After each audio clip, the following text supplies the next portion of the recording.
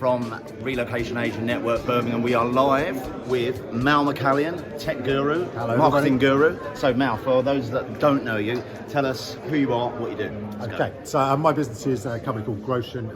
I help property technology businesses within the property sector. Essentially, background is helped set up Zoopla back in the day, prime location back in 2000, very, very long time ago. So yeah, been around the industry for 20 odd years, and yeah, still so much is coming through. It's really, really exciting. Yeah, well, we've known each other for 20 odd years as well. So, You don't know that. No, I don't. So let's talk a bit about tech. That's where we are. Yeah. Give us your top 3 techs around at the moment that you're prop tech that you're into right now. So look, so I think that the thing that everybody's been talking about, particularly over the pandemic, is about the visualization of stuff, right? So how do you transport somebody into a location that they may not be able to get to themselves? So I've been looking at things like Giraffe 360 has been pretty amazing. There's virtual walkthroughs they do, virtual viewings, all that sort of thing. And there's a lot of extra stuff that you see around how can you generate leads, generate vendor leads, particularly from distance. Obviously, you know, Valpower's big on that sort of stuff. Excellent choice there. It's I speak to so many agents, and you know they all use this because it works. So that's a really, really critical part as well. And then the data that sort of underpins that as well. So you know, how do you know when you look around an area what those properties are, what state they're in? So things like home search are great for that, where you can actually just draw a kind of polygon around a particular area, and it will show you what all those properties are doing, whether they're let, bought, recently sold, all that sort of thing as well. So really good. Right. So, talking of marketing, which we were earlier, that's your bag. What are your top tips for agents in terms of marketing now in this market? We're short on stock.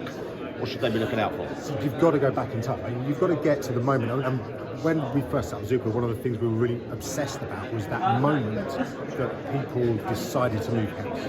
And what you're doing right now is trying to get to that stage, what we call the moment of conception, where they're sitting with their other half on the sofa and going, actually, should we move house? And I know all the nurture programs, and again, I know with Move Pal and various others, there are all this work that you can do to try and prep those potential vendors, the vendors from February next year, from July next year. You've got to try and be talking to them early. And keep in touch, nurture those relationships. Try and make sure they know who you are before they actually make that decision.